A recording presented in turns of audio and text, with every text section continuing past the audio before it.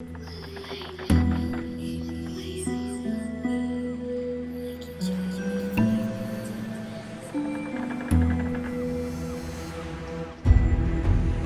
night lolly would terrify most.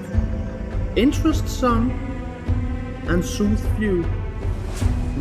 I find myself among the latter. So have you ever wondered why some nights you get dreams and some nights bring nightmares? Well, apparently this little unseen creature from Richard Barlow's journal explains it all. And that is why, without further ado, we're going to sculpt it. If someone had told me back in the day when I started this channel that I would end up making a two-headed penguin-like dream creature, I probably wouldn't have believed them. And yet, here we are, though it do look more like a fennel at this point than I actually night lolly. However, I do have a plan of unvegetabilize this unseen creature while you hear some from Richard Barlow's journal. Richard Barlow, log, the 6th of January 1951. The night lolly. In hope of discovering who my unknown benefactor is, I spent hours hidden in my garden, surveilling my mailbox in hope of getting some sort of clue to who is paying for my research. But I am afraid it only gave me questions, since I managed to fall asleep right in the petunias. However, I did manage to see a weird penguin-like shape near my mailbox, while hearing the most captivating soft song before I dozed off, leaving no doubt in my mind that a night lolly is delivering my paycheck. I am worried, since I know a night lolly never willingly would be an errand boy. It's simply not in his nature, being no bigger than a small dove, and with its ability to flatten itself so it can get into the smallest of cracks. It would be a formidable, if slow, mailman.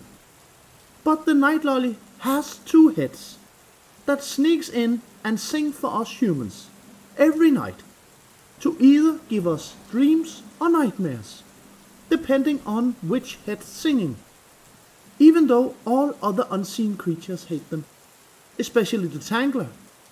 This little unseen creature takes its job very seriously and would not divert on its own accord. I have to be honest, I do think it is a bit creepy that there is a little penguin-like creature sneaking in and singing to me at night, determining if I have a nightmare or if I dream. This is by far one of the weirdest creatures that I have ever made, but something good actually came out of it. I don't know if it's because of Richard Barlow's mention of this mystery benefactor, or if he had just warmed up to the idea that I am trying to figure this mystery out. But my husband, Mr. Clayfect, have actually begun to show an interest in my research and my sculpting of these unseen creatures. Now, I would prefer he had stuck to just the research and kept his nose out of my sculpting. You have no idea how many times he interrupted me in my process. Oh, the nightmare head should look sad, honey, not that happy, and so on and so on. His small notes and corrections are driving me crazy. Like I don't know how to read Richard Barlow's journal, which I do, which I have done very, very many times. It is just so frustrating. Though I do know I shouldn't complain. It is sort of nice to have a teammate on my side when it comes to uncovering Richard Barlow and the unseen creatures. And the journal is from Mr. Clayfect's great grandfather. So if anyone can solve this mystery, it probably will be him. I actually don't think that Richard Barlow was crazy. I do believe there's some truth to his words. And I get the feeling that Mr. Clayfect does too, though he would never admit it. But while I keep sculpting our little dream freak, why don't we hear a little bit more about the night lolly? The reason all other creatures hate them is not only because of the nightmares it can bring, but also because of the dreamhead's stuck-up nature. It waddles around like a true diva, in complete contrast to its fellow head, that are timid and one big apology for itself. I do believe most of the nightmare head's insecurity is due to the constant nagging from the dream head. I theorize that their personality is also why there are thankfully considerable more dreams than nightmares for most people. How they decide who is to sing and why is unknown to me. However, I have managed to hear enough of the night lolly's song before falling asleep to be able to describe it. The dreamhead sings a very soft and calming opera, filled with caring and warm tones, while the nightmare tries to do the same, but only its voice is a lot more hoarse, and it sounds more like a Seagull, to be honest. But what it lacks in talent, it makes up for with duration.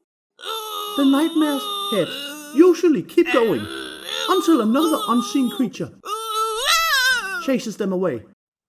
Thankfully, other unseen creatures are mostly immune to their song and other defenses.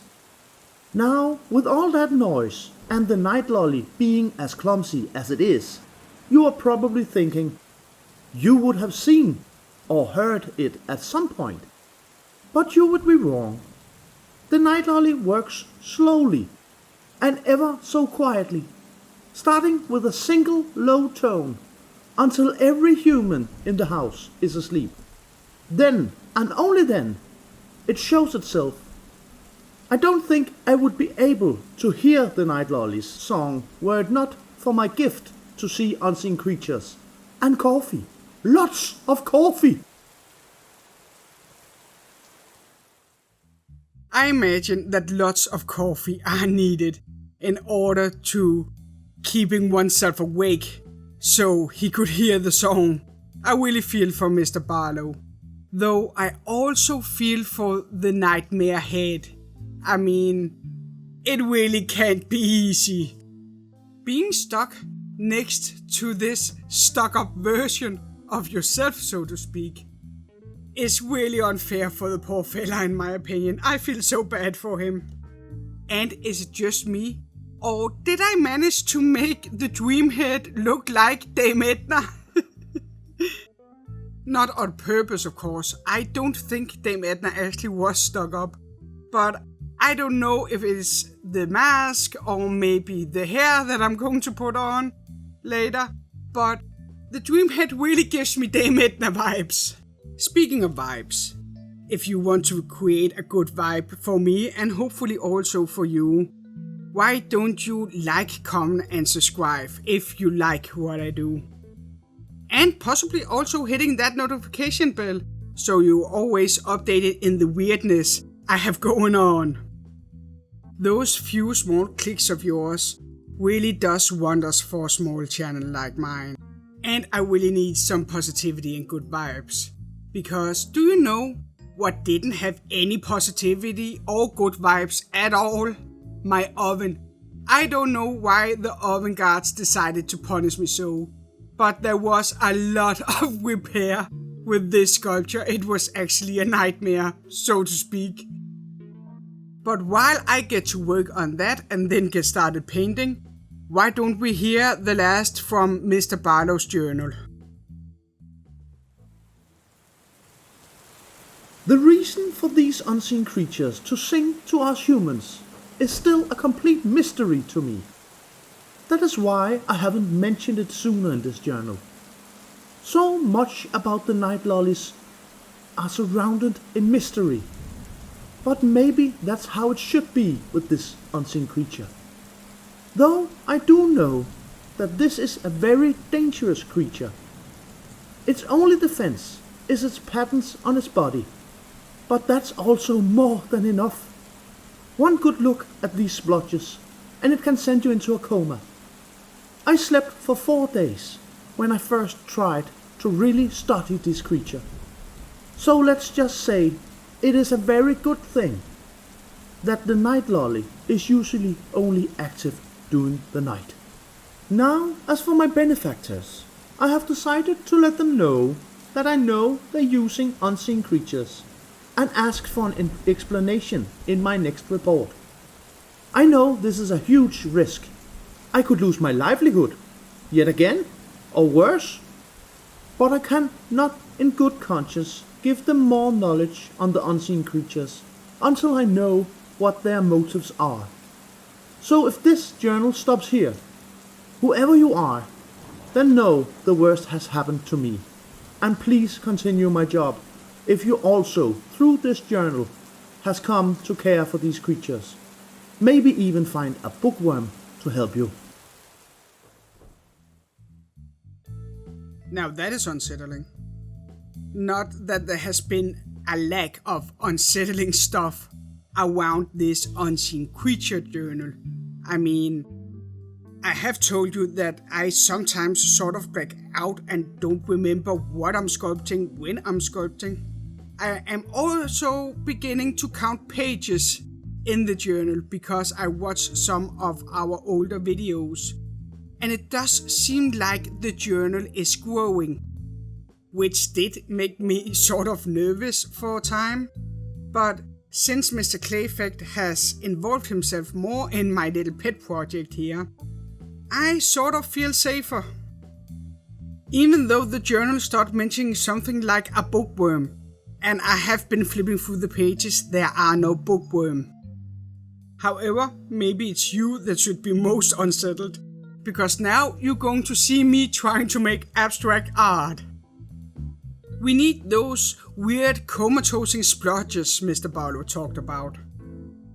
I want them to be sort of galaxy mixed with a dream fog. So that is why I am dabbing purple and red and blue colors all over the place. I actually really had fun with this. I don't know if it turned out good or not. Maybe you can leave that in a comment down below and tell me if I did a good job. Not that I will quit my sculpting job for painting anytime soon. Though I do like to evolve and become better as an artist. That is why not too long ago I made a painting of this galaxy fantasy look, simply to train myself before I got started on the Night Lolly. And I am so happy I did so. I really think the Night Lolly turned out super great. What I'm not happy about, however, is that I decided to put resin on the splotches and of course forgot to film it for ya. Sorry about that, but let's get past this and say that is it for this sculpture and it for this video! Thank you so much for watching. This is by far one of the weirdest creatures I have ever made. I sort of love it and sort of hate it at the same time, and maybe that's the whole point of it. But please tell me down in the comments, what do you think about this little unseen creature? Do you also have mixed emotion about this? Or are you on team nay or on team yay? Now while you ponder on that, unfortunately it is time for me to sign off.